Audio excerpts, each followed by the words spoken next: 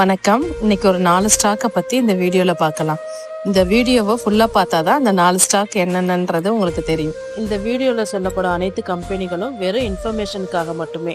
உங்களை முதலீடு செய்யுங்கன்னு சொல்ற வீடியோ இது கிடையாது. எந்த ஒரு முதலீட்லயும் ரிஸ்க் இருக்கும். ரிஸ்க் புரியாம நீங்க எந்த ஒரு முதலீடும் செய்ய வேண்டாம்.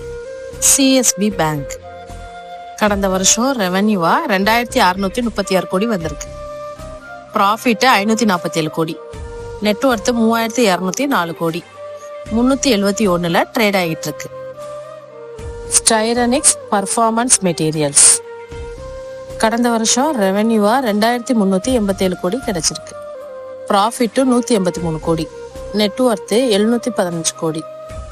2030ல ட்ரேட் ஆகிட்டு இருக்கு.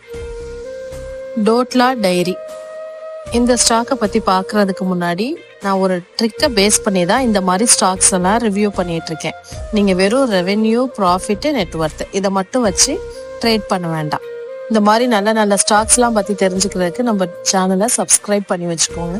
தேவைப்படுற ஃபேமிலி அண்ட் ஃப்ரெண்ட்ஸ்க்கு ஷேர் பண்ணி விடுங்க. டோட்லா டைரி கடந்த வருஷம் ரெவென்யூவா 3153 கோடி கிடைச்சிருக்கு. ப்ராஃபிட் 167 கோடி.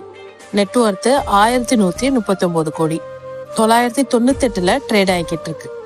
நான் சொன்ன இந்த 3 ஸ்டாக்கும் ஃபண்டமெண்டலா ரொம்பவே நல்லா இருக்கு. தேவைப்பட்டா உங்க போர்ட்ஃபோலியோல ஆட் பண்ணி வச்சுக்கோங்க. தேங்க்யூ.